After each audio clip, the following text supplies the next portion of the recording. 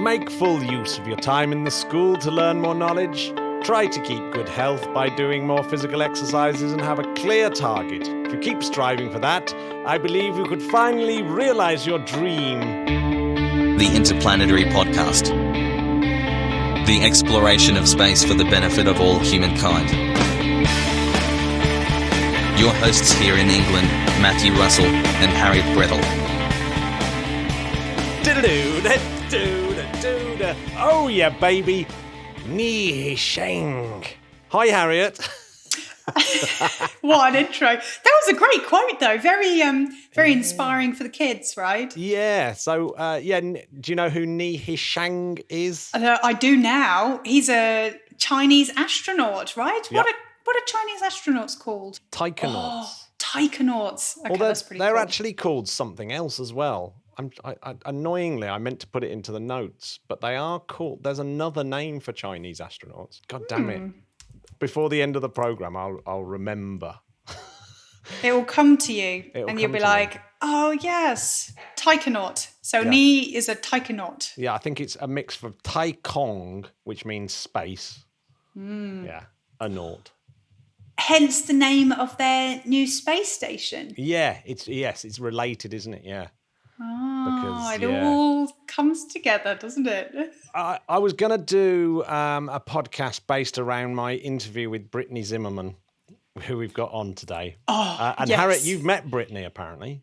I've virtually met Brittany because we were both part of the SSPI 20 under 35 cohort last year. And Brittany was one of the Promise Award winners and did a speech. And I have never heard someone with such energy and wild dreams. And it was like the epitome of like just this gung-ho, like, yeah, I'm going to chase down my dreams and make them a reality. And it was just like watching a sci-fi character in real life. It was quite funny. I got an email from Joe Inman, who said, you should get Brittany Zimmerman on your show because I think you'll find her entertaining and informative. She's very bubbly personality, which I think is almost like an understatement of that. It was absolutely awesome doing a Zoom interview with her because, really, really inspiring. And here's a little tip for the top. If you want to be able to do as much as Brittany, who also builds guitars as well. So she had a bunch of guitars on her wall. She was because I've got guitars on my wall, and then suddenly I got paraded around the house and shown all these beautiful guitars that had been built. And but yes, if you want to find the time to be as productive, don't have a telly in your house. Oh, wow! Yeah, there we go. She didn't have that's what I discovered. Think how many hours you've spent on Netflix in the last year. Can you imagine what you would have achieved if you were instead building guitars? I could have done a PhD if I'd cashed in The Expanse and a few other TV programs. Yeah, it's quite depressing when you think about it. No, don't even talk to me. La la la, not listening. So anyway, I almost called you Brittany then. Harriet, we're going to talk about Tiangong. We are the latest space station to go up into orbit. I believe, yes. Yeah, which is coming together very, very quickly. I actually couldn't believe that they've already got people up there. It's amazing, isn't it? Well, they did announce it a few years ago, right? But it's one of those things where you often hear about space plans and you think, give add a few years onto that timeline, and then before you know it, it's like, no, we've got taikonauts on our space station, and it's amazing, isn't it? Yeah. So it was only 29th of April, 2021. They launched the Shanhua, I believe it's pronounced Shanhua, which is Harmony of the Heavens module, the core module for their space station. So just a few months ago. So only a few months ago, yes, which is pretty amazing, isn't it? And it's going to be part of the whole Tiangong space station. That's amazing. which is going to be roughly about the same size as the Russian Mir space station. And actually, it's going to be Nice. built fairly. I guess the construction's fairly similar because the Russians must have done it with their Soyuz, which is really similar to the Chinese Shenzhou spacecraft. Yeah, I'm trying my hardest, as you can I'm tell. glad you're Harriet. trying, not me. Yeah, so it's really similar. It's really similar to the Soyuz. Do you remember the Tiangong 1 and the Tiangong 2? I remember that one of them came down a little while ago, right?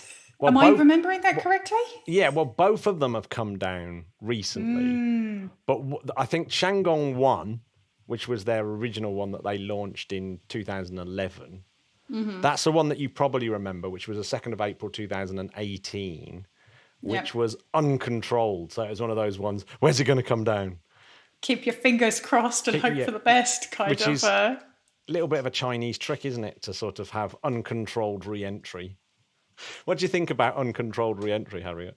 Well, working for a debris removal company, I'm a much bigger fan of controlled re-entry. Yeah, I definitely am. Do you know what the real coincidence of their uncontrolled entry was?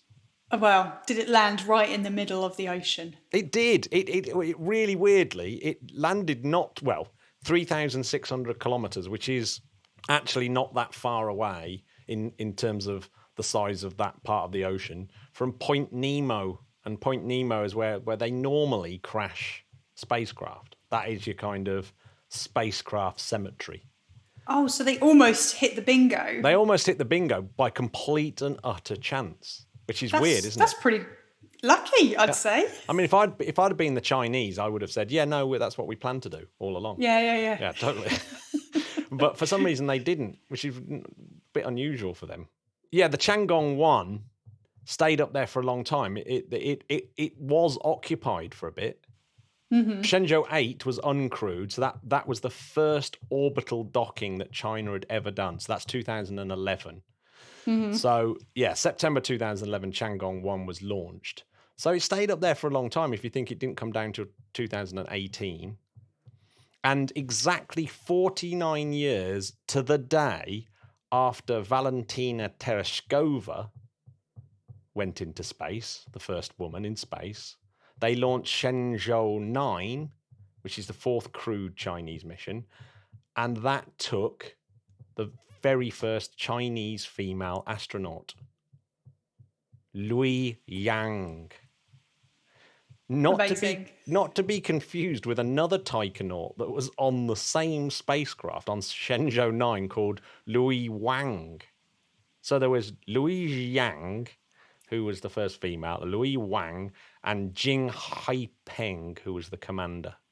Now, Jing Haipeng is your like proper. He's almost like the Neil Armstrong of Chinese taikonauts. As a veteran. He's the veteran. He's your veteran dude. Yeah. Amazing. What a nice way to honour the history of human spaceflight. I wonder if that was intentional. I hope it was. I imagine it was, right? I don't think it was, because I think it was quite delayed. So they may have delayed it a couple of days or something like that to sort of go, oh, actually, here's something we could do. But I don't think it was ever in the sort of master plan. But hey. Well, a lucky coincidence then. Yeah. And there was another mission, Shenzhou 10 as well, that took up another female astronaut, Wang Yaping. Wang Yaping gave a lecture about microgravity to students all across China. Oh, wow. How cool would that be as a kid too? I never had any of that when I don't ever remember any astronaut coming to our school or, Well, you know. I would have been too old because, yeah, I'd have left school by the time Helen Sharman went up. So, but you wouldn't have. Helen Sharman, I suppose, could have gone. In fact, weirdly, I got one of my friends who's a lot younger than me, probably about your age, actually. He did actually send me a picture of him and Helen Sharman when she came to his school. Oh, wow. That he suddenly remembered about. It was like, oh, yeah. So, yeah, I think old Helen did the rounds for a bit. Oh, I'm sure she did. I'm sure the UK Space Agency was doing a bit of a reminisce over Tim Peake's mission recently, and they were talking about the impact that had on, school kids and around the country, and it really does make a difference, doesn't it? Like having that, that real link to it, kind of, being able to see someone who's been to space or learn directly from them. It's Yeah, well, it almost gives the news outlets an excuse to talk about it, for one, like Newsround and BBC News and ITV News and Sky Who News. needs an excuse to talk about space, Matt? Well, I think, not the Interplanetary podcast doesn't need an excuse. It's almost like our job. It's like if we suddenly start talking about non-space, which is a little bit like Brittany, actually. We do go into carbon capture quite a bit, which I think is kind of space, isn't it, really? Well, you covered guitar making as well, right? Yeah, and covered a little bit of guitar making. I'm not sure that's actually in the interview. I think that was this discussion once we'd stopped recording, but it was very interesting. Bonus. Yeah, bonus it was my bonus discussion afterwards. So back to Tiangong 1. Tiangong 1 was only supposed to last 2 years, but they left it up there for that extra period so they could check out all the components and see, test the longevity of it all. Right, because it wasn't ever meant to be a kind of, long-term space module, right? No. It was always a testing ground for what is now up there with the actual space station. Exactly. In fact, weirdly, not only that, the Shenzhou, which is their cargo spacecraft, is based on the Tiangong 1. So it's not only a testing vehicle for the actual modules, the actual space station. It turned into a test bed for their cargo spacecraft as well, which is interesting.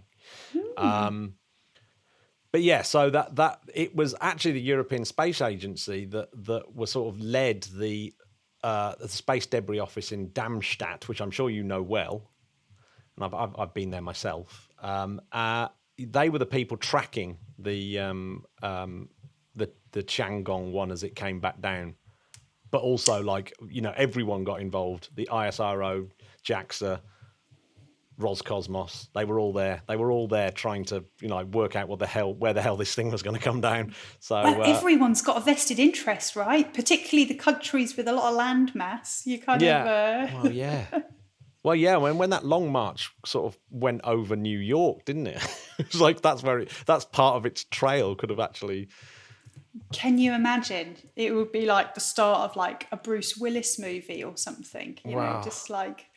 Yeah, it'd be not great. It would be awful. So after Tiangong 1, they launched Tiangong 2, which was very, very similar. Again, just a test bed. It went up 2016, came back down 2019, so it wasn't up for that long. In fact, I remember thinking how weird it was that it sort of went up. Then a couple of taikonauts went up on Shenzhou 11 in 2016. That was Jing Haipeng again and Chen Dong. And I do remember this one because we had it on the podcast when they came back down into the Mongolian desert, Inner Mongolia.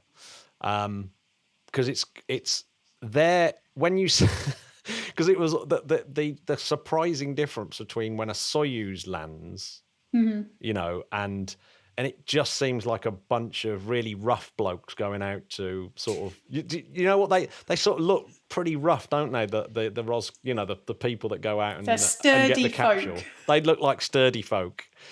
But it all looks so, a little bit kind of Heath Robinson, the Russian version. Whereas the way that the Chinese did it was very, very kind of regimented. They're all wearing uniforms and they all look absolutely spectacular as they went and did it. And there's the communist flag and everything. So it was very, very different. I remember thinking, God, that looks very different, even though it's almost identical, a capsule in the desert kind of thing. It was funny. But but yes, that station came back in July 2019. Not many people really talked about it because it just burnt up over the South Pacific Ocean like it was supposed to, and that was it.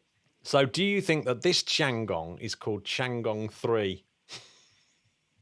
You're going to tell me no. It's got a completely different name. No, it's just called Tiangong.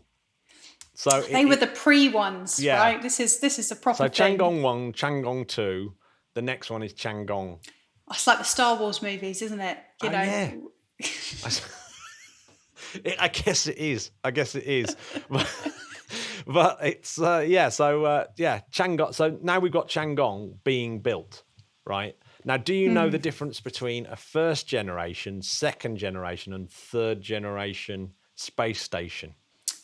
I don't, but I hope you're going to tell me. First generation space stations are things like the original Salyut and Skylab, which basically you launch it, you can go up and visit, but they're not designed for resupply, so they don't really have it. So it's one great big monolithic thing that you stick up in orbit, use it for a bit, and then it burns up and comes back down again, right?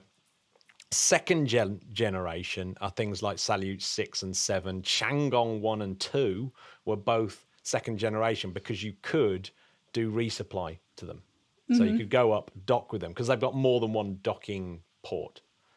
Right. Third generation is things like Mir, International Space Station, and Tiangong itself.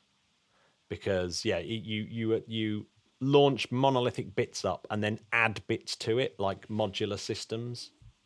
Oh, so it's kind of like Lego, right? It's like you've got the core, and then you have all these add-on modules that you can put in on the side, and then you build up.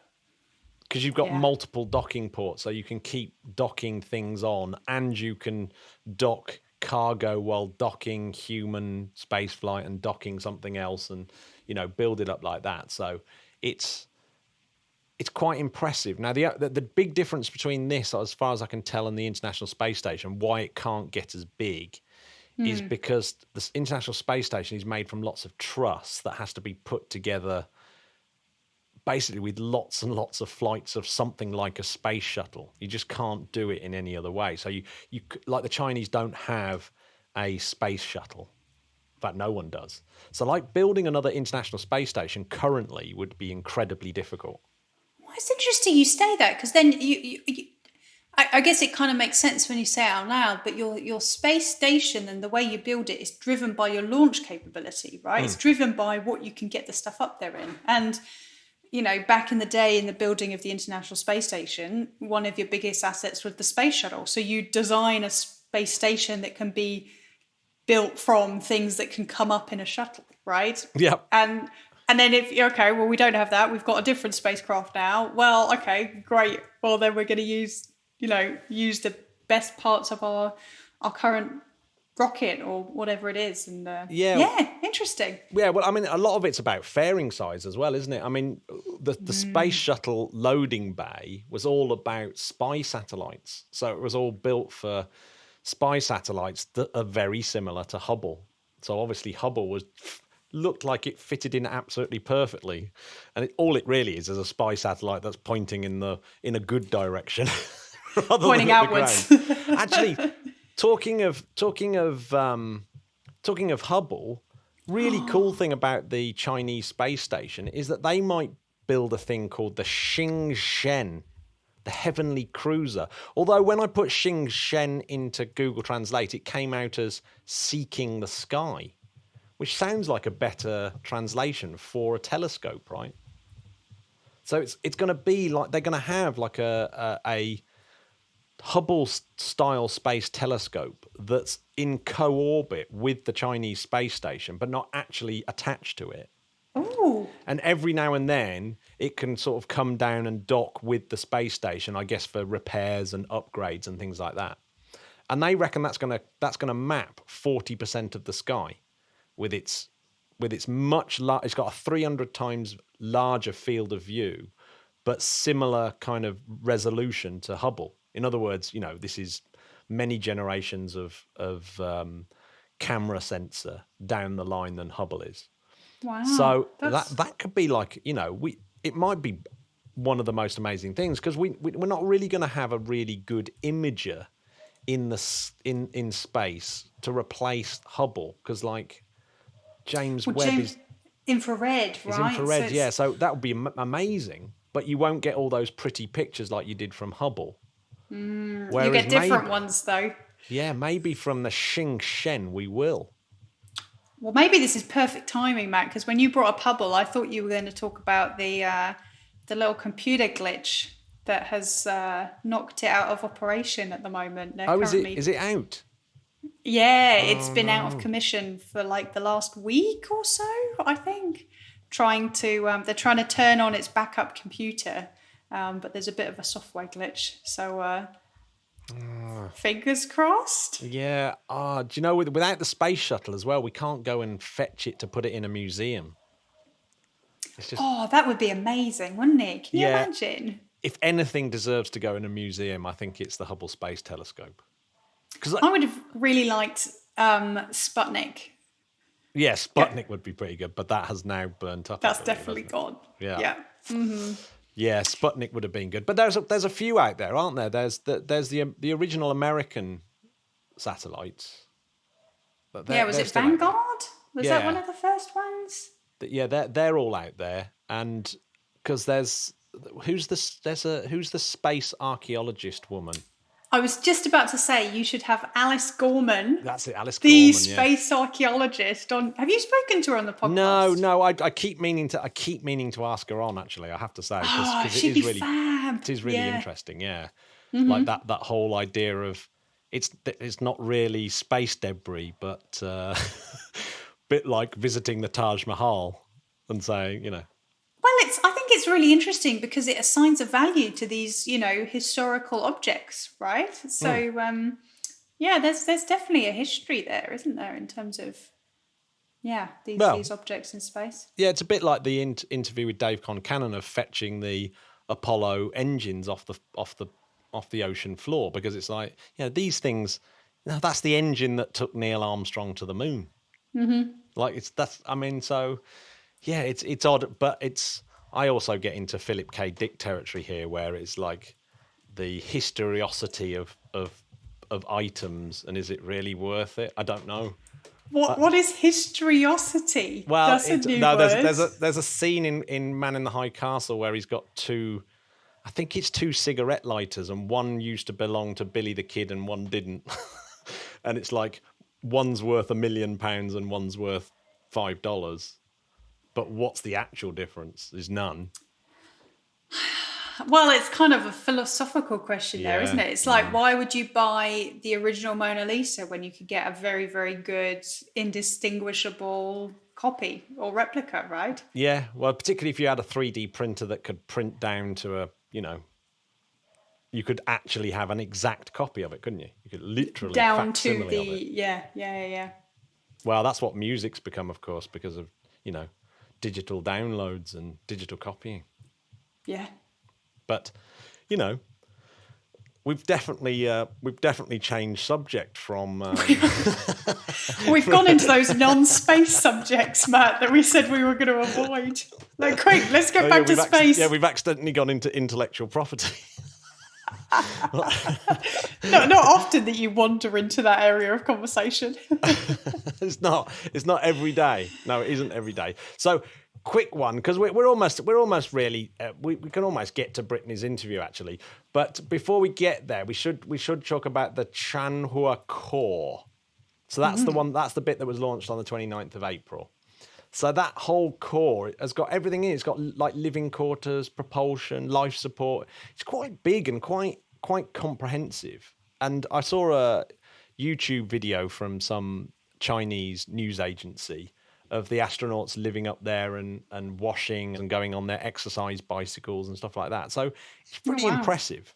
And I think so the whole thing when it's put together will be about the size of a not a jumbo jet, but the kind of slightly smaller large passenger planes when the whole thing's put together. So, that's the kind of size that we're talking about. It's pretty impressive in it to get that into low Earth orbit.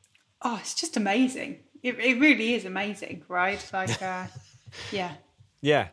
And it's got a Canadian style, Canadarm attached to it as well, which actually can crawl across the structure. So it can attach itself to one bit and then detach the back end and move around like that, like a sort of crawling around the whole structure.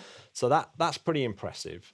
And And apparently that's up there. I couldn't really confirm that was part of the Changhua module, but I think it is. I think it went up with that, but I couldn't confirm that. But there's two other modules that go up with it: the Wenqian and the Mengqian modules, which are going to be, sort of attach, I think, in a sort of T shape to the original Chanwo module.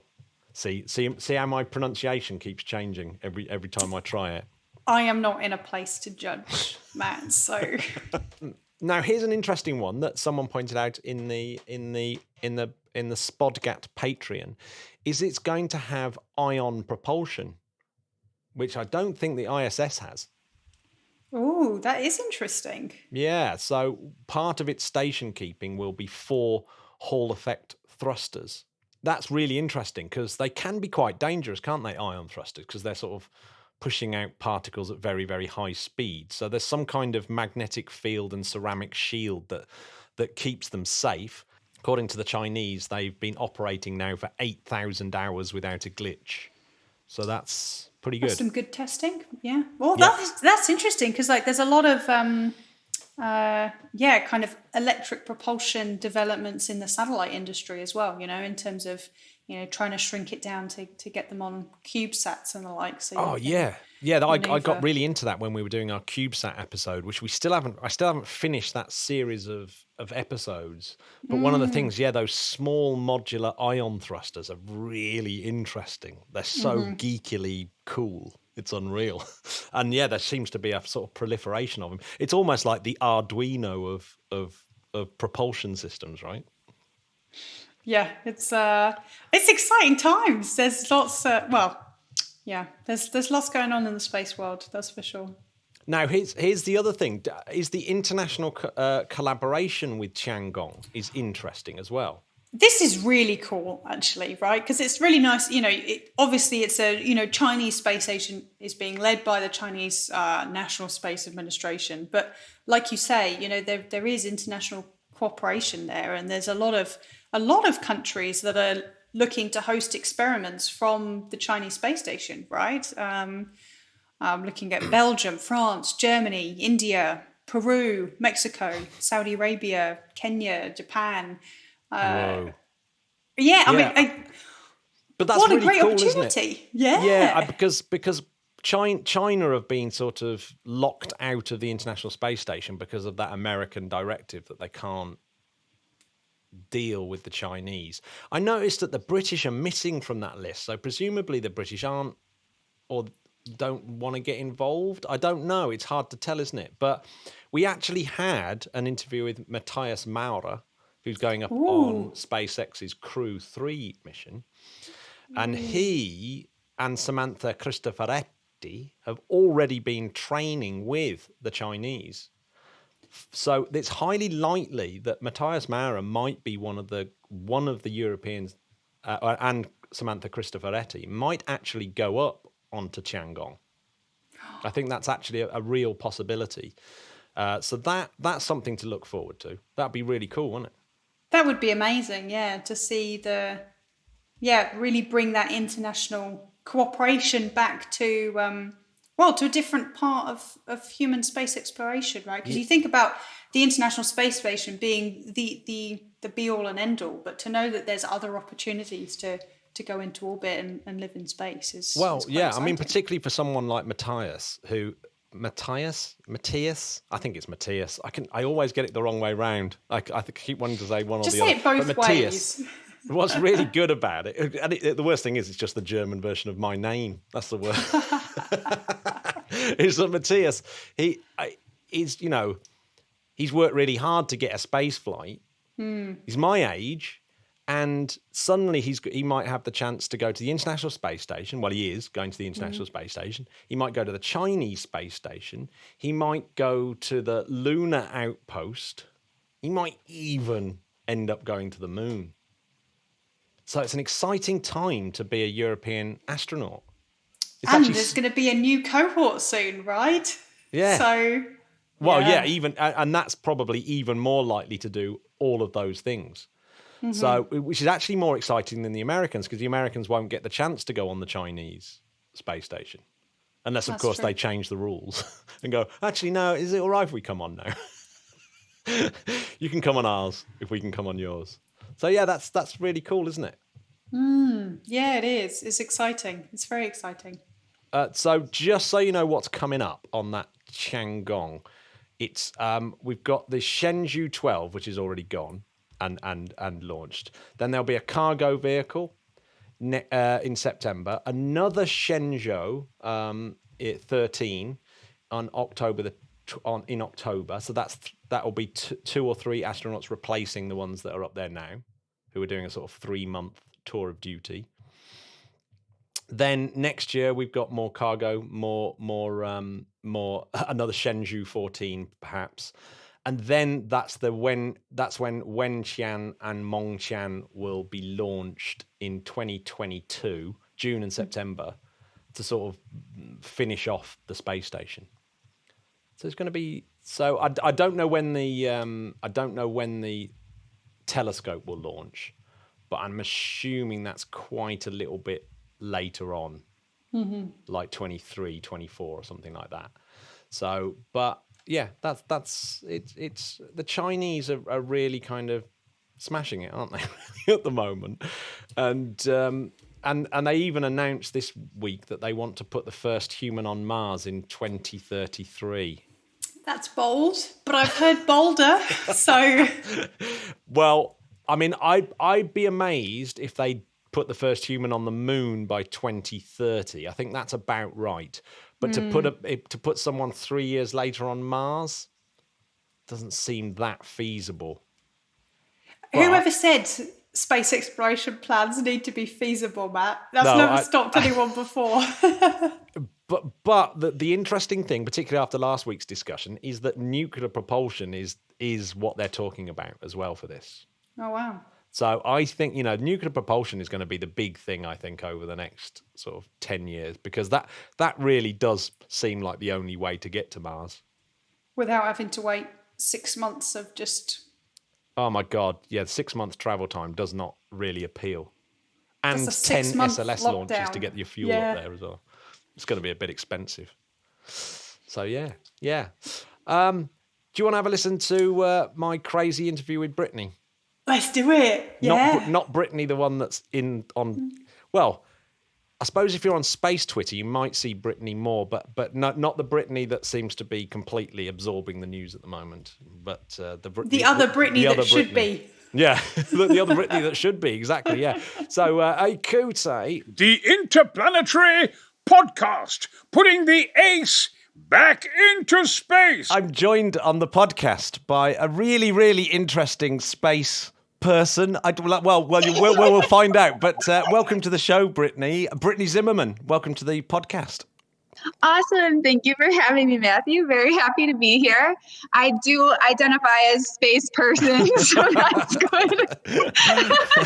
You're on mainly because I was prompted by a listener called Joe Inman, and he did point out you had a very bubbly personality, and that has come through almost instantaneously. So that's great.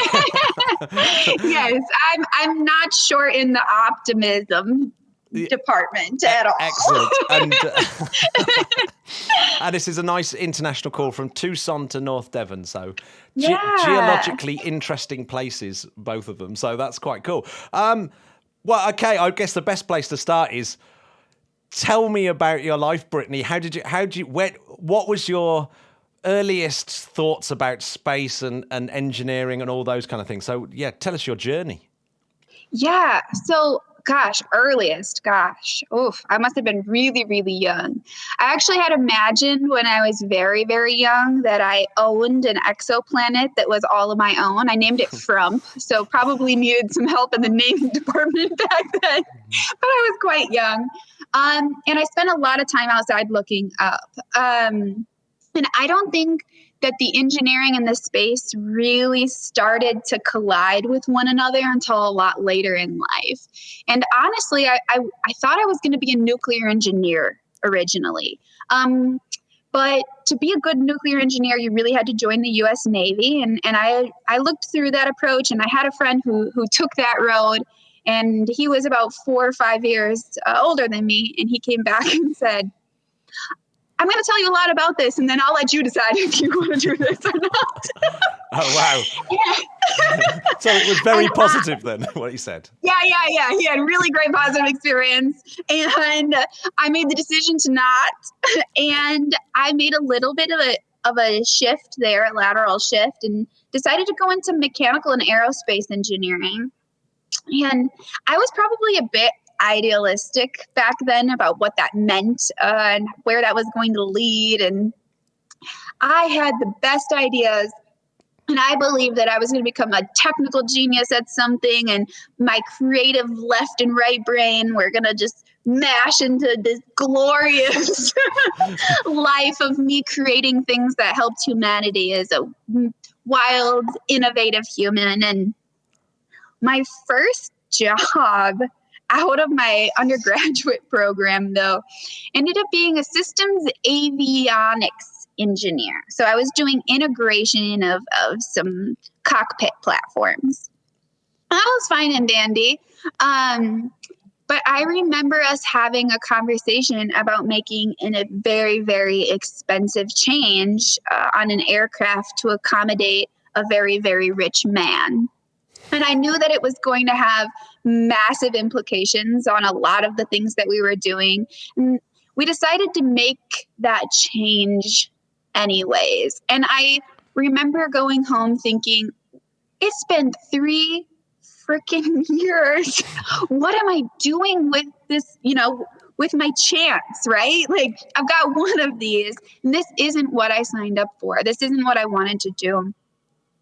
So I started looking into a lot of different stuff. I started looking into research I could do outside of work. I looked at career changes. I was looking at going back to school. I had all these ideas. I had a really strong advocate who was one of my professors through my undergraduate's program, who I had stayed in contact with at that time. And through a lot of decisions, a lot of contacts, a lot of extra research I was doing on the side, we made the decision that I was going to accept a full ride to go back to school to the University of North Dakota. They have a space studies program there, which is phenomenal. It was partly founded by Buzz Aldrin, so he's very tied into a lot of the stuff that's going on there, but it's very breadthy. But the deal was, I had to take this GRA. Had to be a GRA and develop a greenhouse module for an inflatable lunar Martian habitat. And that was really how I was going to, pay my way through this program. And they did not have to twist my arm too hard to have me agree to this. So I moved all the way up to North Dakota. It was freezing cold when I moved there, Matthew. I think it was like negative 24 degrees when I was moving stuff out of my car into my apartment. I was like, what have I decided to do? I've lost it. Oh, no. I don't think I've ever been that cold. That's ridiculous. Yeah. Yeah, it's so cold. And but the facilities and the professors and everybody that were there were just so outrageously phenomenal that I couldn't not do it. And it ended up being fantastic. I mean, I was all into this space thing. And any reservations that I had earlier about making the wrong decision in becoming an engineer were completely alleviated. And I was re-spirited to the core. I was leading a group of awesome people in our NASA rocketry challenge. So getting to go down to Huntsville and blow some stuff up was always really cool. I was part of our high altitude ballooning committee, where I got to be a visiting science teacher in a lot of the different schools nearby. So I'd get to, teach a class for a week or two where we would design a payload, send it up to space, bring it back, do some data analysis, write something up about it. So that was just, it was fulfilling. It was really fulfilling. And then I was also doing a lot of work in Pablo de Leon's spacesuit lab. So that was a lot of fun. And I got selected to be one of the analog astronauts in our very first ever all female crew. So that was very exciting for me. And I got to go on this analog mission with 2 extraordinary other female analog astronauts and had a great time. How long was your analog mission? Oh, it was I think it was 2 weeks. That one was 2 weeks. Ooh, yeah. Yeah, it was a really good time. And it was kind of funny, I think, because they prep us. There's like a lot of psychological stuff. They're like, when you're in a really small spot with people you don't know that well, you know, for long periods of time, you kind of get at each other and just know that that's normal. I think at the end of that, we were best friends, and we could have lived in there a lot longer together before things started falling apart. I feel like we could have been in there at least a few months before we were angry about something. But yeah, it was wonderful. I was doing a bioregenerative research in there. One of the other crew members was really looking into like circadian rhythm type stuff, like what happens when you don't know what time it is or have access to daylight, right? Sort of stuff, sort of these health indicators. So we had a lot of cool stuff going on where they were doing some psychological studies on us while we were in this isolation. And yeah, I think anybody could make it 2 weeks. So, okay. In the case where you know that if something catastrophic happens, you're still on Earth, right? That's the thing about analog habitats, where you don't really have that luxury when you're in space. You're in a spacecraft, there's like 2 inches between you and certain death at all times. I have to say, because we've interviewed quite a few analogs, people from, Mars 500 and things like that. And that's the point I always raise is, but how do you have an analog of, oh, by the way, if things go pear-shaped, you're almost certainly going to die. And that must add an extra pressure that's never truly there, is it, in any analog that you do? Absolutely. And we've put a lot of time and effort as an industry into looking at sort of the psychological side of this. At some point, we just have to accept that we're humans. We're going to fight with each other. There are psychological things we're not going to be able to get around, and we have to move forward regardless of that being the case, right? But I think that analog facilities do something that's really wonderful for us too. There's a ton of research that we can get that's really important here on Earth that we don't want to get while we're actually doing the real thing, on another celestial body. So let's say you have some sort of catastrophic event where one of your SEAL or something happens to your airlock. There should be protocols that are put in place depending on how many crew there are, exactly what's going on. How do you take care of these emergency style situations? I want to know how long it takes to get through those protocols and how long I have before the air is evacuated, from my facility. And I would like to run through those tests where there's actually air I can breathe when we fail, right? Yeah. So there's lots of information we can get for running through a lot of this stuff here on Earth. So it's massively, massively beneficial. But I think we try to pull some information out of these that aren't quite analogous. And I think a lot of that psychological stuff is part of that. I'm sure there are many psychological lessons to learn about isolation, about being away from your loved ones for long periods of time, being with people in really small spaces. But at the same time, we're never going to act exactly the same because we can leave. We have that. I know that, in a weird storm, if the roof blows off, I'm going to survive because I can breathe the air. I'm just pretending like I can't breathe the air. I know that I can breathe the air outside. So there is that. However, there are some really cool facilities, like you can have facilities on the ocean floor where you can't go outside without being suited up, things along those lines. I think that provide more of that, psychological fear associated with it. There are actual repercussions for not taking the correct steps, right? Yeah. So I think there's lessons to be learned, and we should always learn as much as we can before we go. But you'll never know everything, and you'll always have to take people who can think on their feet. Yeah. So yeah, so I was in one of my missions, and one of the other crew members said I was really struggling at that time because I had already had a job that I wasn't, that didn't sit quite right with me, and I didn't want to make that mistake ever again. Like, I knew what an impact it had on my life. So I really wanted to go somewhere that did these hybrid solutions for space travel. So it was bioregenerative life support systems paired with physiochemical life support systems. So it was that hybrid solution that I was really focused on. And my crewmate, her name was Poonam, she said, there's this company you should check out. I think they're doing hybrid stuff. You should take a look. And I was really interested in that. I took a look when we got out, and I thought, yeah, this seems like they're doing some stuff that's right up my alley. So I looked for job openings. I think they had one job opening at the time, and it was for like a quality assurance person, which is so far away from what I want to do. So I submitted, I don't know if they had like the contact information for somebody, or I don't know if there was like a general put information here or what it was, but I submitted my resume and explained what I wanted to do. Like, here's the job that I would want, right? It doesn't exist there, but if it ever comes up, please, this is my resume. Here are my qualifications. And I was down. I got selected as like one of the future leaders, and they sent me down to a conference, the IAC conference down in Guadalajara that year. And I was presenting some of my research, and I got a call, and they said, "Hey, we want to bring you in." And so all in all, they ended up having a position that, I fit into. I don't know if I wrote that job description or if it was coincidental, but something happened fortuitously for me. And then I really thought I was going to be in their Denver location though, but they said, no, the arrangement is Tucson, Arizona. And I remember landing here and just being like, what?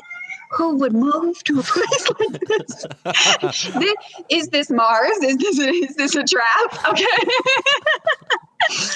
But really, it has grown on me a lot since I've been here. So as you travel and as you get more acquainted, really it was just the lack of water that had me startled. Like, I grew up, if you trip, you're falling into a lake, right? Okay. I grew up in Wisconsin, so that's really what that was for me. So it was a major cultural shift in that sense. But there's so much beauty here too. The Sonoran Desert has so much to offer us, and I'm really glad that I've gotten the opportunity to meet the Sonoran Desert at this level. So it's been wonderful. But yeah, I honestly, Matthew, I freaking loved what I was doing. I mean, I was designing, life support systems for for spacecraft, and I was getting to do a lot of really cool and innovative stuff. And oh gosh, I started helping out one of the senior engineers on proposals. That's how I think how sort of the innovative track really started for me. And I was coming up with ideas, and he was a huge advocate for me. And he was like, Brittany, you have ideas, like you should be writing your own proposals, like I'd be happy to help you in some of these efforts. And so I started looking at these solicitations. I started looking at stuff. I started pulling together proposals. Some of them were brand new for phase 1. Some of them were phase 2 style proposals. But yeah, I really came up with some stuff, and I was really excited about a lot of our different programs. But at the time, the chief engineer thought that maybe I was a little too junior in my career to be taken seriously as a principal investigator by NASA. It's typically done by people who are much, who've been in the industry a lot longer. And I think at that point in time, maybe, gosh, I don't know, I had 5 or 6 years under my belt, and that was about it. How old were you at this point, by the way? Oh gosh, mid-20s. Wow. I was in my mid-20s. Yeah. So So I sat as deputy for a couple of these things. I started helping with proposals, and it was really exciting because all of the proposals I was helping work on or was taking the lead on were getting selected. So it was really exciting because like I had this great track record in terms of proposals, right? I had 100% proposal selection for a long period of time. And did you have a favorite from that time? I really loved this program, maybe because I was challenged so much by this specific one. So I was brought on to a DoD actually program first is how this led to. And I was asked to do mathematical modeling, some that could parametrically evaluate this very, very, very complex system. And I remember meeting the super badass part of my engineer who was leading this. And I was intimidated at that point in time. And he asked me to do stuff that I thought was impossible. And I remember sitting down, and I had never worked with him before. And I just thought, oh my God, I'm going to lose my job. How the heck am I going to pull this off? So he's asking me to do stuff I have never really done a lot of before. So, I started from the ground floor on this thing, and I was like, okay, here's a ton of assumptions. I'm going to build like every assumption I can think of into this model and make it really easy on myself. So I really just started building this, step by step. And I must have drove this man nuts with the number of questions I asked him. I was reading textbooks that I hadn't opened since I was in my undergraduate's program. I was finding new textbooks. I was like, okay, how am I going to figure this out? And I really started building this up. And then I was like, okay, I made the assumption, I made linear assumptions. Okay, now let's build in the nonlinearities, and just started building this thing up. And I remember so clearly a meeting with the engineer at that point in time. I was scared to death because I was about to present all of the work that I had done to him. And he said, Brittany, did this take you a month to do? And my heart sunk. I was like, it was my first time ever doing it. I'm going to get so much faster at this. And he was like, no, it's phenomenal. And from that point in time, I think that was the beginning of a really cool program that developed into way more stuff, but B, a relationship with a co-inventor. This individual ended up being a colleague that we just thought so differently, and we had such different backgrounds that when one of us would come up with something, there was this supplementary and synergistic way that we could innovate together, and it was beautiful. I don't even know how many patents we generated together or how many ideas we've come up with, but it was really, really wonderful. And that specific program I didn't propose that one, right? That one I was just an engineer on, but it got me thinking. And later we started working through a couple of different modifications to some technologies, like how could we change this?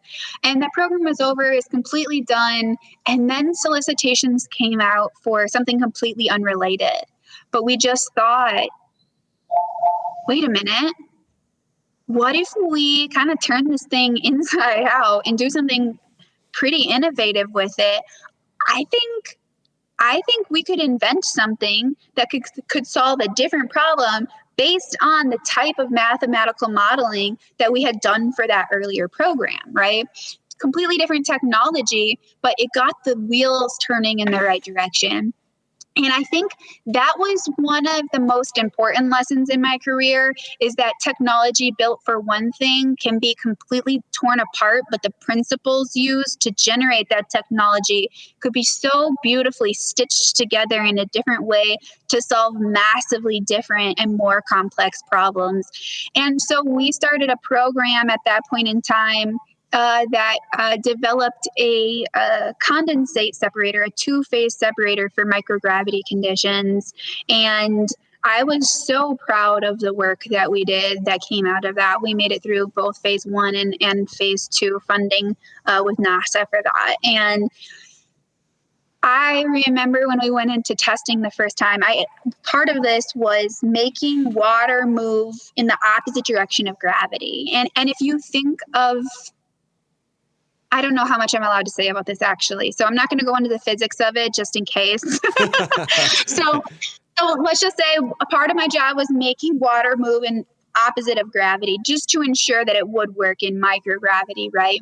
And I remember it was like 3:00 in the morning, and me and my colleague are in a lab, and we turn all this stuff on. We've got everything running, and maybe it's mad scientist style. We pour a bunch of water into the system, and something's supposed to happen. And we're like, nothing happens. It's like 3:00 in the morning. We're tired. We're like, oh man, it's all wrong. Yeah. And then, I'm like super bummed, and Thomas looks at me and he's like, and I was like, Thomas, where's the water? And he's like, well, where did you design it to go? And I had I had a tool with me. It was like a needle nose plier at the time. And I used the needle nose plier to point where I had intended the water to go. And this massive spray of all of the water from me touching, right? It was rotating. The water was rotating, but it had become basically invisible and like spread up against the walls. So I didn't know what had happened to it. And I was like, it's supposed to be right here. And I stuck this in there, and this spray of water came out, and we were just elated. I mean, we were just the happiest humans. And it was done. I was addicted to innovation at that point in time. We innovated technologies in, like I said, those two-phase separators, or rotating machinery for microgravity conditions, UV sanitization technologies, shape memory alloys, radiation technologies, waste management systems, water reclamation technologies. Just, if it kept people alive, I just wanted to be a part of it, right? And probably my favorite, though, is the gross part. I hope everybody's eaten. Am I allowed to? You can be as gross as you like. Yeah, one of my favorites was certainly a technology I called stool, and that was the very first program that came up. I had innovated. I came up with a bunch of ideas, pulled the proposal together, and I was well under 30 at that point in time still. And I really was pushing to be the principal investigator for this proposal, right? I had written so many proposals. I had done the job for so long. Like, I just wanted this to happen. And finally, I put myself in as the PI and got that and submitted it, and found out a few months later that I was selected as our youngest NASA principal investigator ever. So that was huge for me. It was so exciting. Oh, wow. Yeah. So the youngest principal investigator for NASA, Oh, in all of NASA, I'm not sure. Specific to my organization, yes. That mind. But I bet I'm in contention. Like, if anybody knows how to find that information, I will love to find that out, because I might be. Yeah. It's got to be better than the silver YouTube button or something like that. You've got to have it on a plaque on your wall. That would be cool. Like, I'm not sure who pays attention to those sorts of things there, but maybe the SDI, maybe I'll give them a call and be like, hi. It's always good for Zoom calls. Yeah, for sure. I talked to my core about it, right? The person who is on the NASA side is the person I do all of the work back and forth with. And yeah, the core was like, yeah, for sure. Like, you're the youngest one I've ever worked with by a long shot. Like, I was like, is there any way for us to look that up? Because that would be super cool, Matthew. I would like to know. If it's true, I'm making a plaque. Yeah. I'll send you a copy. We'll just send a picture. I'll tweet it 1 million times. Okay. Yeah, that sounds wonderful. So so that was huge in my career, though. I was so excited about it. I mean, I think I was downstairs talking to the receptionist, and the CEO came, and he was like, did you check your email in the last 3 minutes? And I was like, no, I've been down here talking to the receptionist about something. And he said, well, and he gave me the news there. And I think I fell. I think I collapsed. Just so happy. I was just so excited. And it was so wonderful for me, because I really got the opportunity to learn how to, in my career, I really got to learn how to take like technology from material zero and mature that all the way into, tested fabrication, manufacturing, and integrating that with, other systems. In this case, well, in a couple of the cases, the International Space Station. So it was really, really exciting to learn all of those. And I don't know if it happened in perfect chronological order, but it all happened. And that technology was the stool technology, and that it's kind of gross. I named the program Stool. We know where it's going. Okay. And that's the separation technology for on-orbit liquids and excrement. So yes, I loved naming the programs. That's part of my favorite part of writing the proposals, is getting to name what the programs were going to be called.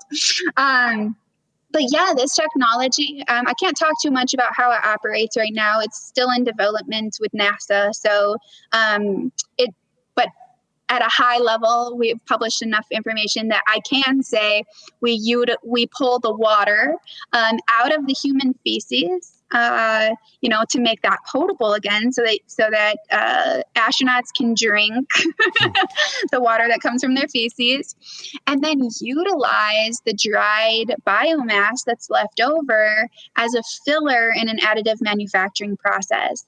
And that will reduce the weight of a lot of things that you need to launch, right? Which is a big part of what's important in the space industry, a lot of mass and volume concerns. So imagine now that you don't have to launch all of your onboard replaceable units. As the lifetime of stuff starts to expire, you are producing the materials you need. So let me get this straight. I thought the cool bit about this was that you were getting astronauts to drink the water from their own poo. But what you're actually doing is also like using them in essentially poo 3D printers. Yeah, that's correct. Whoa. Poo 3D printing. Oh my God, that's brilliant. So what kind of things can you make from that biomass, dry biomass? Yeah. So I think there's a lot of work still being developed in that realm, but a lot of things are conceptualized, and we did a lot of our testing in terms of like the mechanical properties and structural abilities, of different formulations utilizing this biomass. But really a lot of things.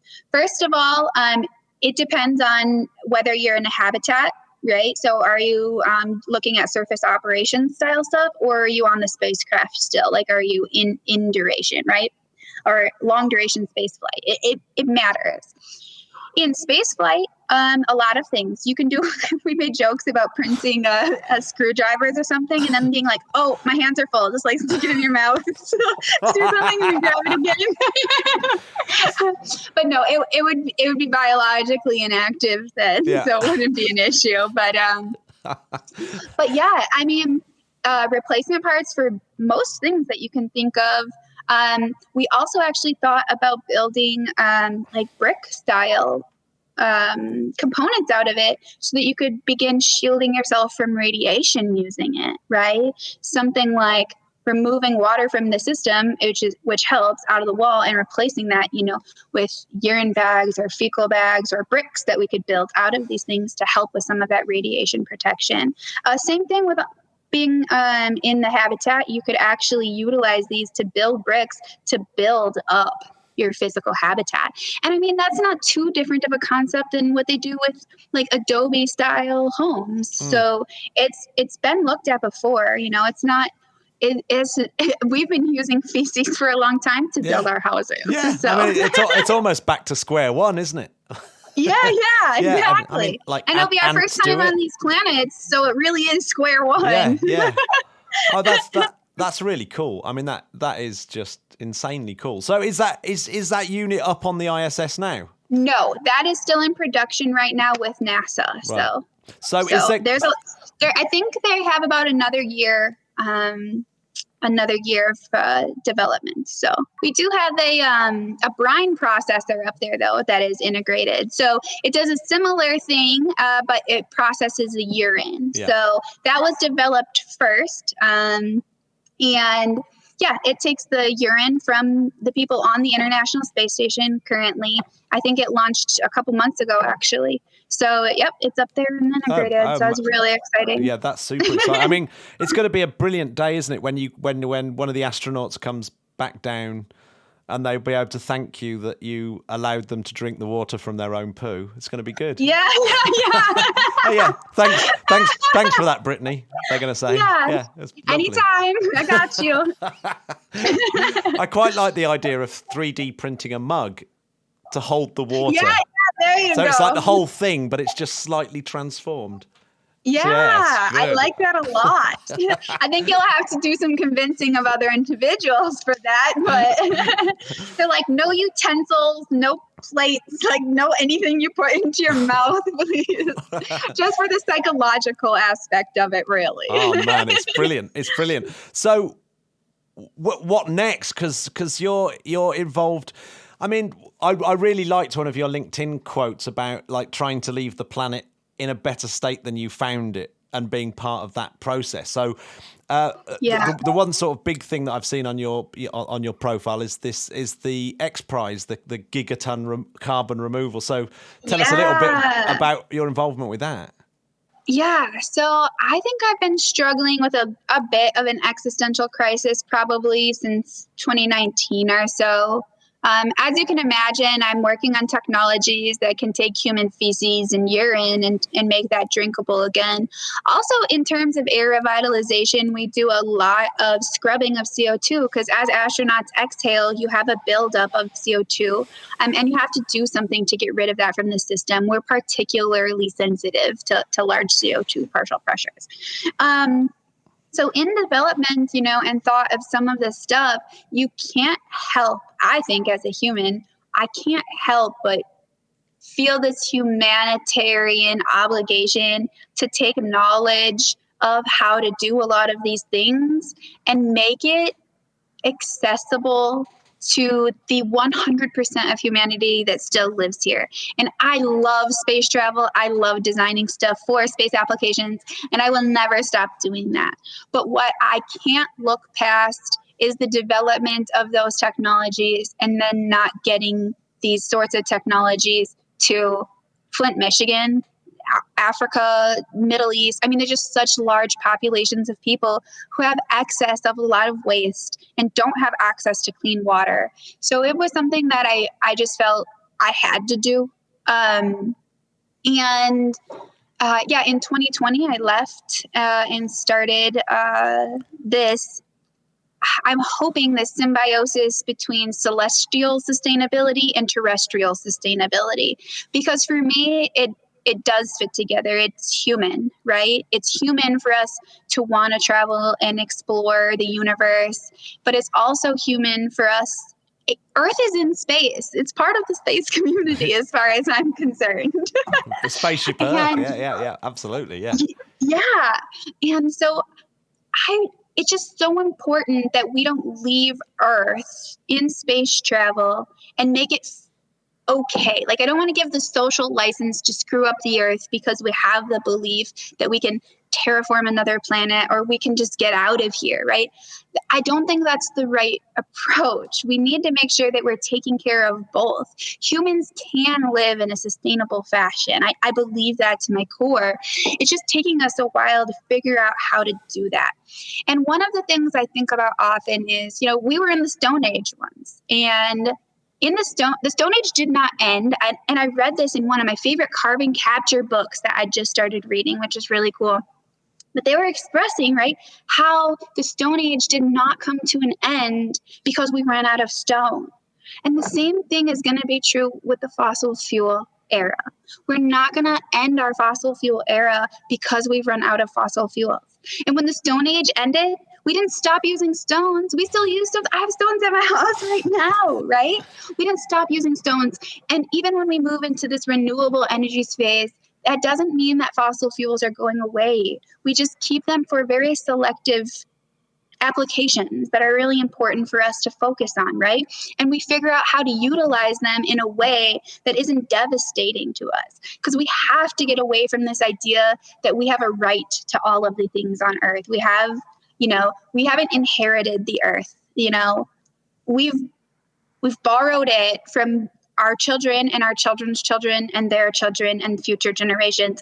And how embarrassed would you be, Matthew, if we're the generation of people who start this cascading effect or this runaway problem that screws it up for the rest of humanity. Like, I do not want that to be what our generation is known for. Yeah. So I was working through, really some new innovation, some brand new innovation that I thought could help with getting clean water to all of the people of the world in a passive way. And I had phenomenal human beings around me. So it was pretty cool because when I stepped away from my roles, I was the principal investigator of 3 different programs at that time. And I was working heavily with university, public, and private industry. So when I left, there was way more of a ripple than I had anticipated. And I got a lot of reach out, and people really were interested in, what are you doing? Like, why would you leave this? And I just have to do this. It's just something I need to do. And it's been really exciting for me because I've gotten just the most massive amount of support. I have people from all different industries happy to help out, right? I was like, whoa, I don't have anything formed yet. I can't pay anybody. Like, don't quit your day jobs, please do what you're doing. But so many people were like, we want to be a part of this. Like, let's work. I'll give you 10 hours of my week and let's figure out what we can do. And that's really how this whole Elon Musk challenge started. We were looking at different types of new innovations, like what can we do in terms of water for people? And somebody was like, hey, have you seen this X Prize? And my grandfather had texted to me, a couple other people had, and I just hadn't opened it. Like, I just hadn't looked at it. So it was really cool because we decided to look at it as a group, really. And we thought, okay. And they're like, I think this was made for us. Like, I really think we should take this on. Like, this is important. And oh gosh, at that point in time, it must have been between 10 and 15 of us all just volunteering, or me full time. Like, I quit to make a difference. And the rest of, and a lot of other cultural things that were going on. But primarily, it was important that it was a good time for me to go make a difference. And additionally, I knew that it was right. Like, I slept so well that night, Matthew. It was like this weight that was being taken off of my shoulders, and the support that came with that. I was like, this is what karma is. Like, I have so much good karma built up.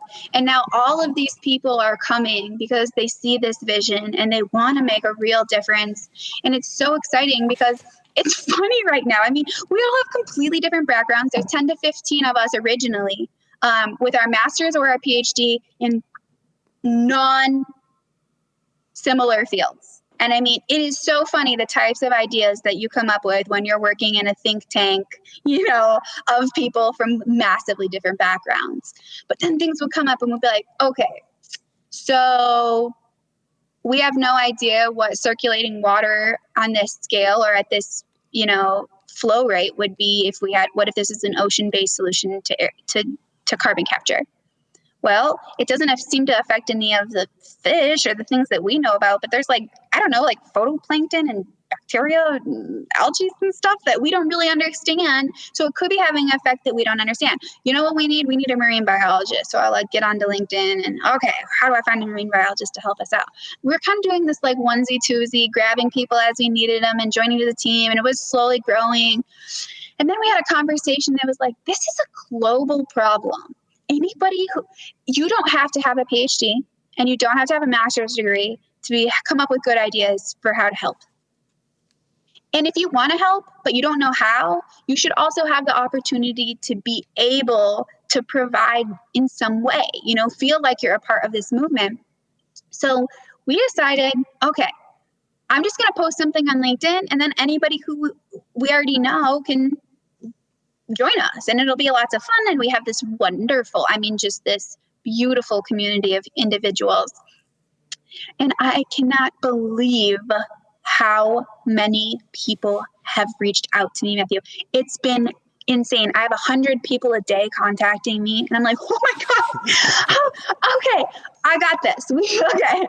Good thing I've been program managing large teams. Wow. Because we got to figure some stuff out. Yeah.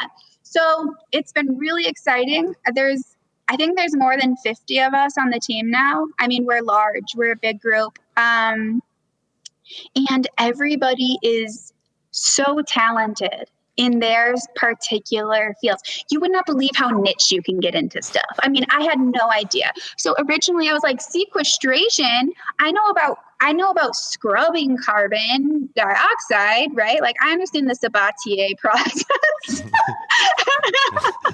But it's massively different when you apply the sinks that are inherent and at the scale that we're talking about, in terms of Biosphere 1 or the Earth. Yeah. And it's so cool the stuff that we're coming up with. I mean, it's just so cool.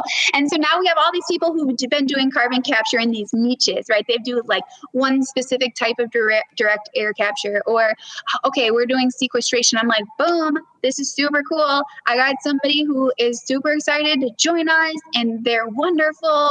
They bring great energy, and they're an expert in sequestration. They're a geologist. But then all of a sudden, it's like we're talking to more and more geologists, and all of a sudden it's like, oh my gosh, they all know completely different stuff.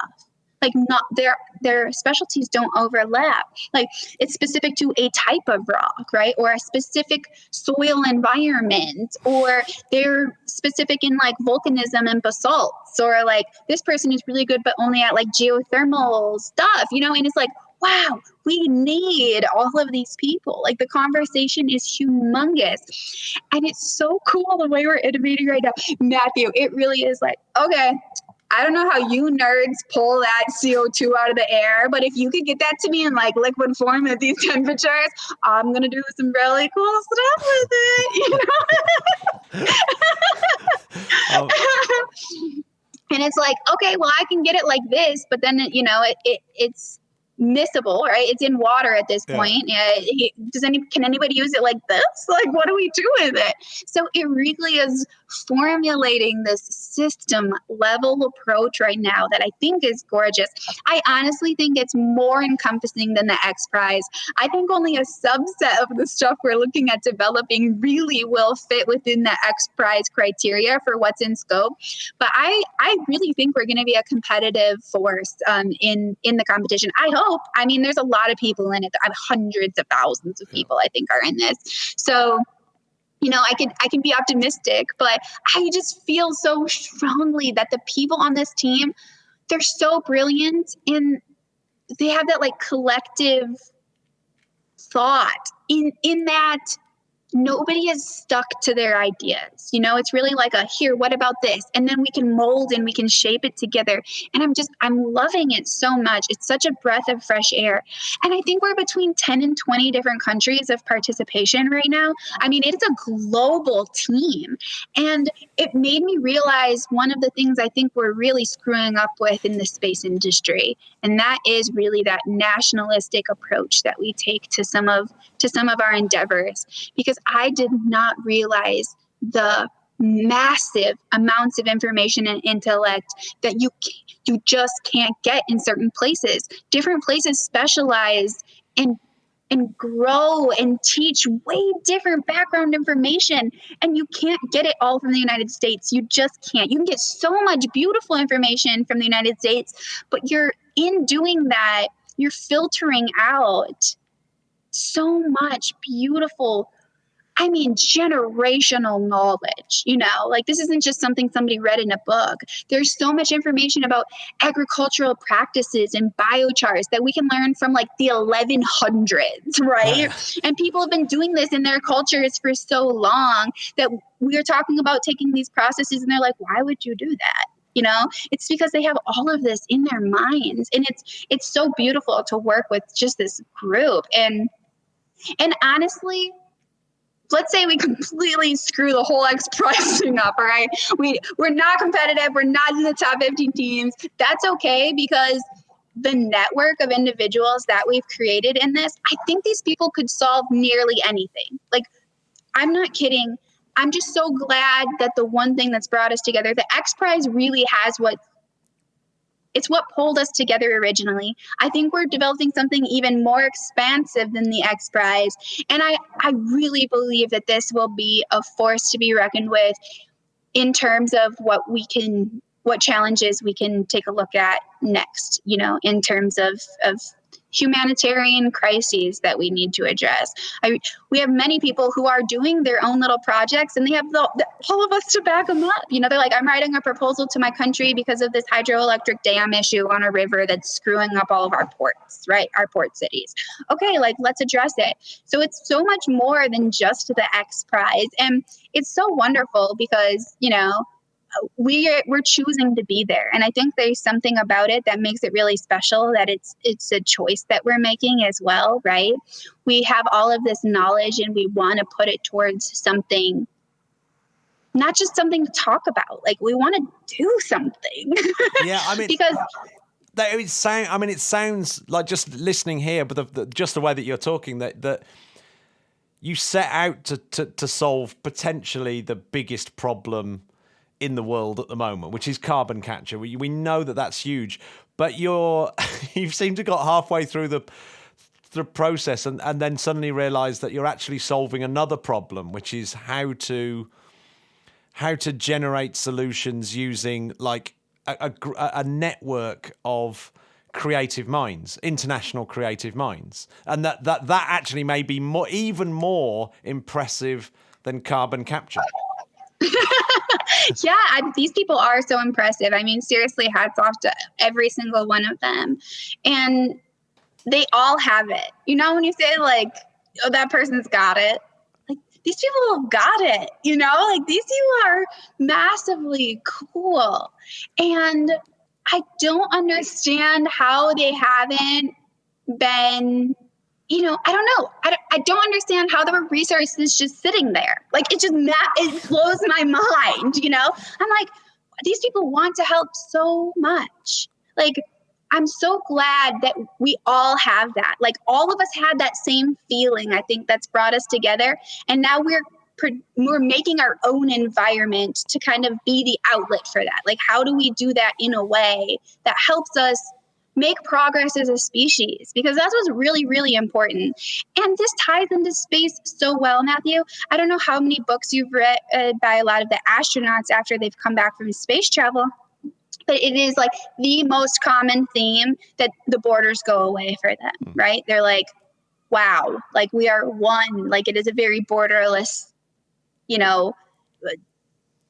camaraderie style thing that they're all preaching. And if we could learn that lesson without having to go to space, right? Can we learn from their lesson without having to put every single human in space to learn it? That would be just phenomenal, right? It would be, I think, the next giant step that it takes. We've done such a good job of handling the smaller problems and obstacles because we can as nations, especially the bigger nations. They have more resources. They can overcome this stuff. But when you start talking about global climate change, when you start talking about space travel and colonization further and further into our solar systems or into deep space, you need the people. You have to come together. You no longer have the resources alone as a single country. And to think of it in that way, it doesn't make sense to challenge your neighbors to race to this when nobody can achieve it on their own, when you could all work together and come up with something that works way faster for civilization. I mean, orders of magnitude sooner, right?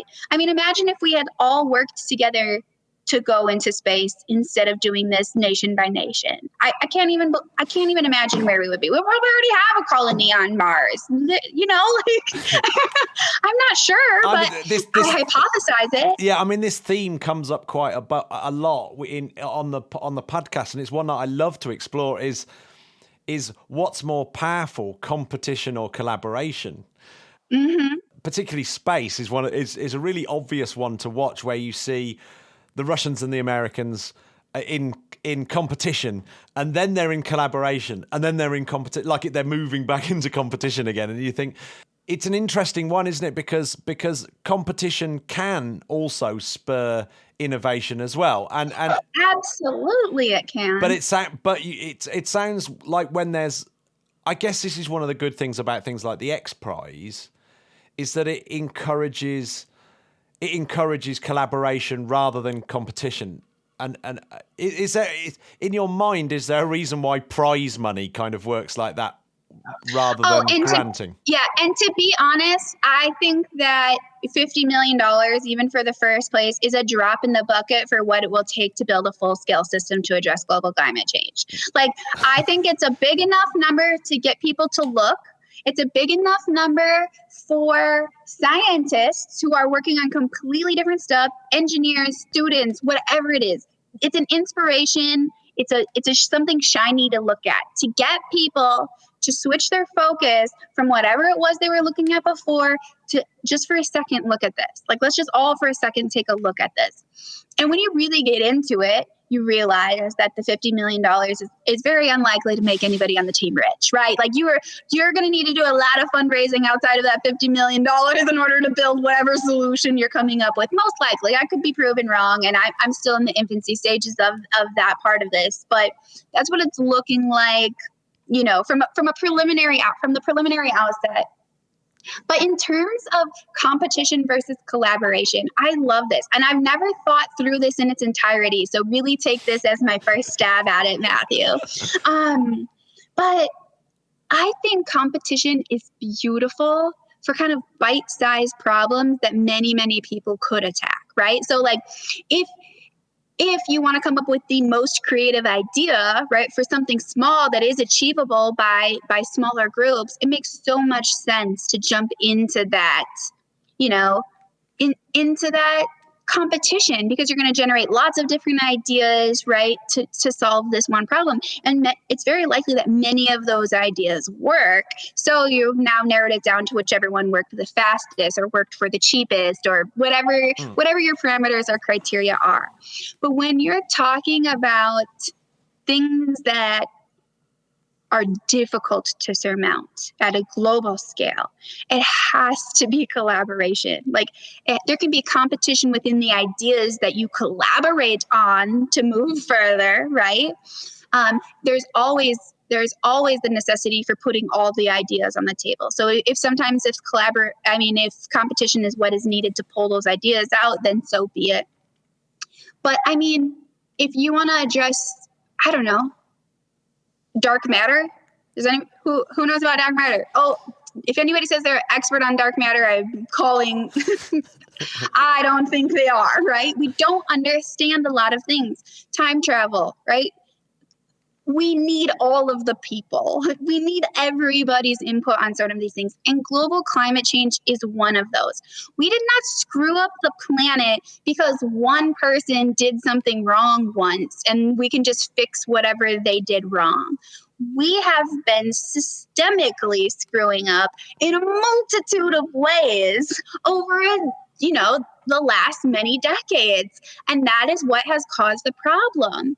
And it's going to take a system level solution. It's going to take a global approach. It's going to take all of the people to come together and try to fix it so that we haven't screwed it up for everybody else that comes down the line. I mean, I think I was formulating a little thing as you were saying that competitions work when you've got a finishing line, don't they? Where it's like, but global problems like too much carbon in the atmosphere doesn't have a finishing line. It's a kind of ongoing problem, and the same with it's going to take a long time. And even in the process of doing this, you're still going to have pollutants that are coming out, right? And we're looking at, right, a lot of people talk about CO2, but you also have to talk about methane. Methane is worse than CO2 is, right, for the problems that we're facing. And over time, actually, I believe break down into CO2. So it's this, what if we just stopped all of our pollution right now? Do we still have a problem? Maybe. It depends on who you talk to, that yes. Okay. So do we address the problem over here of making it so that we're polluting less right now? Or do we address the problem over here where we've already made a mess of the environment and we need to figure it out? And this was really cool. I really loved this analogy. Was talking to a woman about how difficult it is to pull the carbon out once it's already in the air, right? Because the partial pressure, the percentage of the carbon in the air is reduced. At the point sources, like in a factory or in a flue, in a smokestack, you have much more carbon in a smaller area. So it's actually easier to pull it out. But when you're talking about it already being released into the environment, it's much more difficult. And the analogy that got brought up in that conversation was it's like taking a drop of ink and dropping it into a swimming pool, giving it some time to swirl around, and then asking us to pull the ink out, right? And that's what we've done to ourselves because we're so particularly sensitive, not only as people are very particular in terms of CO2 buildup. We don't like that. In fact, when you're breathing, when you're swimming and you've been under the water a little too long, but you got to get to the opening and you get that like feeling like you really need to breathe, like you want to inhale, but you'll bring in that water. That feeling is very unlikely that it's from a lack of oxygen. You actually have oxygen that you're breathing out in your exhale. It's from the buildup of CO2 that it's forcing you to want to breathe like that. So we are very, we're particular about it. But the environment is also particular about it and way less particular than us. It has sinks built in. It can handle tons more CO2. But we've screwed that up. We've used all of those. We've smushed the CO2 and the carbon and the methane and everything else into all of the places that it can handle. And now we've pushed it past the point, where we can't ignore it anymore, right? I don't believe it's a runaway effect right now.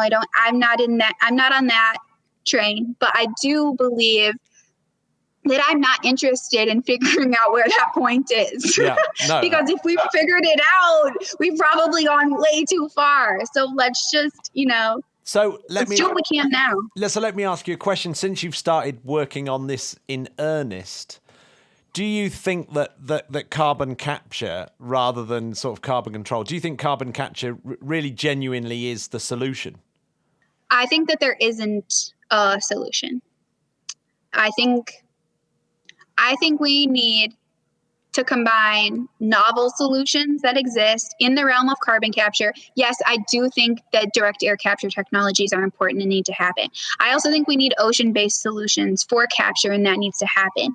I also believe that we need to figure out ways to stop putting as much of it into the environment into the first place, right? And then you have the discussion on utilization versus sequestration or storage. That's a big thing. I had no idea what the right approach was when I started this, but the more that I've looked into this, the more I realize I think we should utilize as much as we can from what we've got. And it doesn't hurt to store. And there's going to be so much more. There's so much excess. We have to store it, and we have to figure out how to store it in a way that's non-effective to the environment. We can't do something that causes more problems than we started with, right? But the carbon really started under the ground. It's been under there for millions of years. So there has to be an effective way of putting it back where it started that isn't catastrophic, right? It's how do we undo what we've done? It started in the form of oil. We pulled it out in the form of oil. That's what we've done. And figuring out how to get that carbon back where it's supposed to be. Yeah.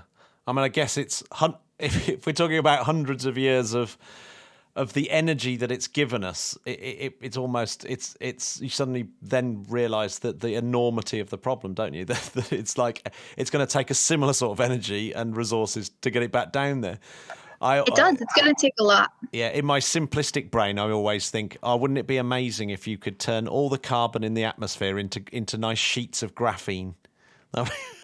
So there's a lot of people we've talked to that are like, we just want graphene. Yeah, that's what we want from all of this. So you're not alone in that, Matthew. Yeah. I just thought it was me being mad. So I wondered. Maybe if we could pull it down to Earth first and then turn it into graphene. It'd be pretty weird if we just turned it to graphene in the atmosphere. Yeah. Yeah, I think that might be quite dangerous. Is that cloudy with a chance of meatballs, graphene style? That would be brilliant. So yeah, I mean that it was a really brave thing to do, but I mean, I guess, I mean, I hear this as well, because we obviously interview a lot of engineers that really, like, engineers at heart love challenges. And that's it. You just want the challenge rather than anything else. Yeah, it's really hard to get away from that. I think like I said, I think it really is an addiction at some point. Like, innovation becomes an addiction. You see these problems and it's a thrill in figuring out what the answer is. It's a thrill in bringing it from your head into a real life product. And it's a thrill of seeing other people utilizing it. And it's a thrill to see the end result of it being utilized. So maybe it's a healthy addiction. Maybe it's not. I'm not sure. But I mean, I'm addicted to water, and that's probably a pretty healthy addiction. So. Yeah, it's not bad, apparently. Well, I mean, so if people wanted to get in, I mean, obviously, it's very inspirational. I'm sitting here thinking I want to join your team. So what's the best way for people to do that? How would you go about it? So I think I'm the most communicative through LinkedIn. I think that is the best way to get a hold of me. But also, we have a website. It's so crappy right now, so give me some time to build it up. It's been in existence for like a couple of weeks, but there is a button on there that allows you to get in contact with me as well. It says like a join the team button, and that directly interfaces with me and our outreach group. So that is Yummet. That's YUMMET.com. So it'll slowly look more impressive if you give me some time. Where did that name come from? Where does the Yummet name come from? Oh, why doesn't anybody ask that? Okay, but I'll tell you. So, okay, originally I had this idea, and I'm actually working through patenting it right now. But I'm finding ways, I think, that will help with a lot of our food problems that we're seeing. And the end product of what I wanted to be able to give to people who don't have access to good nutrients is this product that typically, I think, kind of like the pulling water out of the feces idea is not a very appetizing thought for very many people. Likewise, I'm working through a way of doing a lot of stuff with nutrient cycle and making sure that nutrients is provided to a lot of people who don't have access to that right now. So in the process of trying to figure out what I wanted I wanted a name that was associated with that would sound appetizing. And so I thought, like, yummy, and I looked it up and I liked it because I was like, okay, it's like a French sophisticated style of yummy, and I can never find a URL that is only 6 letters long. So I was so happy to have that too. So I was so happy that Yummet, YUMMET, was available. So yeah, it just fit and felt so right. I mean, I sat on that for a couple of weeks figuring out what I really wanted to call, this. And then it just kind of became, okay, we're also looking at water, and we want the water kind of fits in this, it's this celestial and terrestrial sustainability. I thought they were going to be separated ideas at first. So Yummet was really going to be focused, just on getting nutrients and water, that's what it was going to be. To people of the earth. And then really this carbon capture stuff started, and we're like, but it fits so well within what we're trying to do, right? It is that taking our celestial sustainability and applying it to the terrestrial. So we're like, okay. So I think that's kind of how it's evolved over time. And we make jokes, it's like, well, when we breathe, we want it to be yummy. And when we drink water, we want it to be yummy. It's the sort of thing I can imagine in like a sci-fi film, like almost like a Philip K. Dick thing where people are saying that the water is yummy. Yeah, that's good. Yeah, I like you it. say it so much better. Can you be the voice if I ever pull a video together? Oh, absolutely. Yeah. English voice for hire. English evil voice for hire. Yeah. Oh no, I think that's the most accepted voice, right? Yeah. Around everybody loves an English voice. Everybody does. Yeah, it's thank you, Hollywood. That's all I. Yes, that's true for a lot of things. Yeah. So it's an awesomely inspiring story, and you're an absolutely fantastic person to have on the podcast.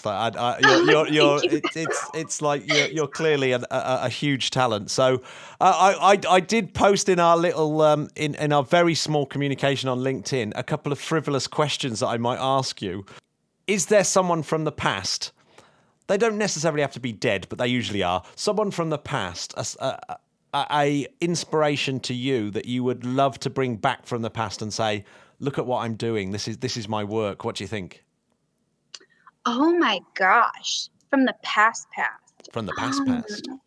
Yeah, the past. I'm so bad at history. I feel like I'm going to flunk this question, but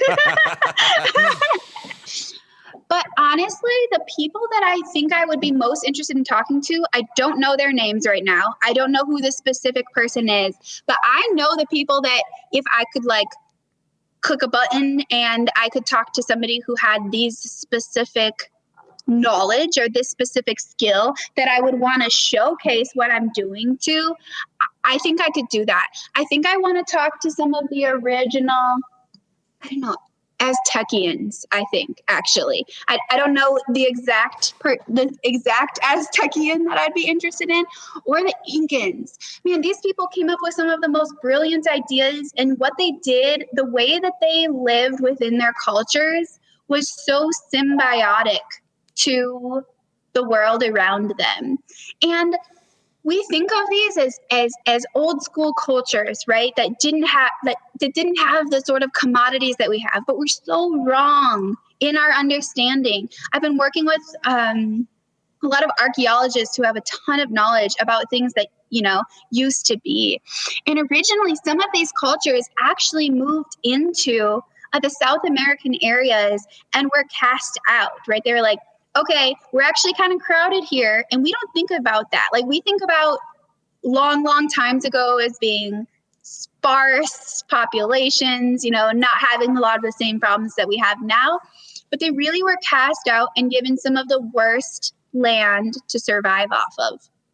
And they were given this like dirty, marshy land, and they didn't have access to a lot of the farming and agricultural land that others had. And it's so inspirational because even back then, right, thousands of years ago, they're able to they made floating farms, essentially. And they were able to create biochars out of this stuff to make the land that they did have access to extremely fertile. And all of a sudden, they just had this abundance of resources. And they became eventually the most powerful, I don't know if it's a group or, that was around then. And they did it in ways that are still beneficial to the agriculture and the soil today.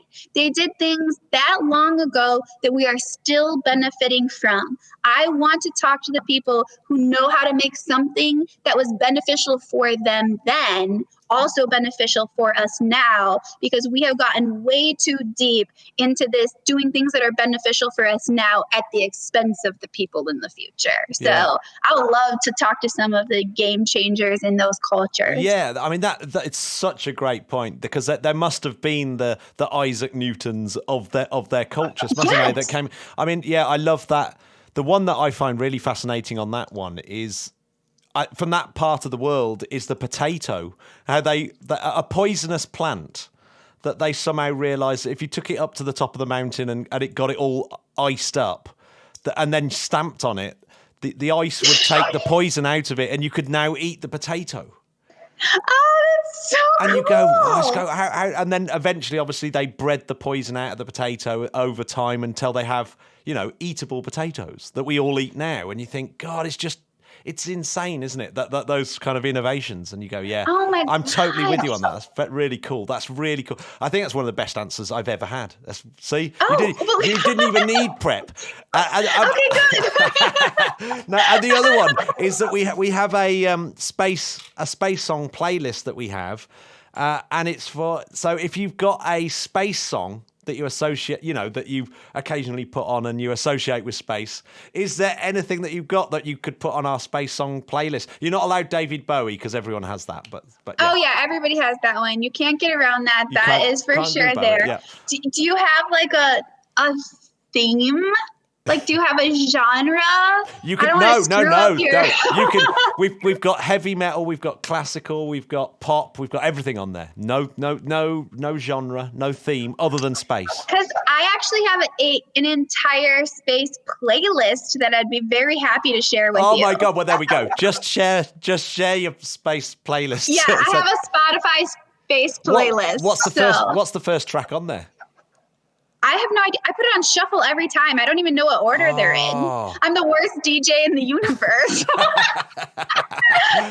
That should be the name of the playlist. Yeah, but there's a lot. I'll be so happy to send that to you. Oh my God, that's brilliant. Yeah, I'll love that. I'll send that to you through your LinkedIn. Oh, brilliant! That's awesome. Okay. Thanks very much. Well, I've had a big hour of your time, so you're obviously a very busy person. So dealing with 100 people like me contact you every day. So is there anything else that you'd like to add? The thing I think would be, if you want to join our team, Matthew, you're absolutely more than welcome. And we have so many experts on the team, but you do not have to be an expert to join this team. We have high schoolers who have a passion for AI and machine learning and just really, really want to work with some of our experts who've done some of the coolest stuff in the industry in ML and AI type stuff. We have people in Africa interested in space who want to collaborate with people who've been or work at NASA. We really are it takes all hands group. So please join. Well, yeah, I love to have you. It's the opportunity to save the planet, really. So, and I think we will. So fab. Well, that's made me happy. Good. Someone needs to save the planet. But thank you very much. Well, thanks very much. That's absolutely awesome. Thank you. The Interplanetary podcast is alive. There we go, Harriet. There was my interview with Brittany. What are you up to at the moment, Harriet? Have you got a busy week? Oh gosh, well actually I'm heading to the Reinventing Space conference next week. Of course, yeah. With the British Interplanetary Society. That's going to be interesting. In First fact, in person. What are the dates and where is it? It might not be too late for people to join, might it? I don't know. It's Monday through Wednesday, so 28th to the 30th of June. And I think there's going to be an online virtual option as well, so if people want to follow along at home. So if people listen to this first thing in the morning, they might be able to get their act together and get online. Yeah, you never know. Or worst case, they can follow it on Twitter. Yeah, or people may have booked it and forgotten about it. Which might be my case actually. I can't remember if I have or not. Are you coming along? I forgot. I don't think I am. I'm so maxed out with work, and I'm not. The most annoying thing is I can't take holidays during term time at the moment. There's a sort of moratorium on it. Very annoying. It's very dull. So unfortunately not. That's it. Thanks very much, Harriet, for shooting the breeze about Chinese space stations. Well, I learned a lot. Random Chinese space station episode. Well, it's not that random. I suppose it's quite big news, isn't it, at the moment? I'd say topical. Yeah. That's all right. Yeah. Yeah. Awesome. Well, no, it's been a pleasure as always. And let's talk space soon. Oh, yeah, no, absolutely. Absolutely. And I've got to go and pick my curry up now. I've got 1 minute to get down the curry place to pick it up. How exciting. Oh, you'll have to run. Think of it as astronaut training. Yeah, I'm considering astronaut training. Well, that's it. Bye, guys. Podcast.